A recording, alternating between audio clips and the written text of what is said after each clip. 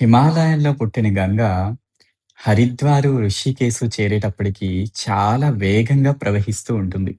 ఇదే గంగమ్మ కాశీకి చేరేటప్పటికి మాత్రం ఎంతో నెమ్మదిగా ప్రవహిస్తూ ఉంటుంది. నిజానికి హరిద్వారు, రిషికేశు వంటి క్షేత్రాలు గంగమ్మ యొక్క బాల్య స్థితిని సూచిస్తూ ఉంటాయి. బాల్యంలో యువతి ఎంతో చురుకుగా, వేగంగా ఉంటుంది. అదే యువతి వివాహమై భర్త చెంతకు చేరేటప్పటికి ఎంతో పద్ధతిగా, సాంప్రదాయంగా నడుచుకుంటూ ఉంటుంది. అలాగే కాశీకి చేరిన గంగ చాలా నెమ్మదిగా ప్రవహిస్తూ ఉంటుంది. ఒక స్త్రీ ఎక్కడ పుట్టినా, ఎక్కడ పెరిగినా తను వివాహమై భర్త చెంతకు చేరినప్పుడు మాత్రమే తన యొక్క విలువ పెరుగుతుంది. అలానే గంగమ్మ ఎన్నో ప్రదేశాల్లో ప్రవహించినప్పటికీ, కాశీకి చేరినప్పుడే గంగ యొక్క పవిత్రత ఇంకా ఎక్కువయింది. సో, అందువల్ల ఎన్నో క్షేత్రాల్లో గంగ ఉన్నప్పటికీ, కాశీ గంగే ఎంతో ప్రముఖమైనది.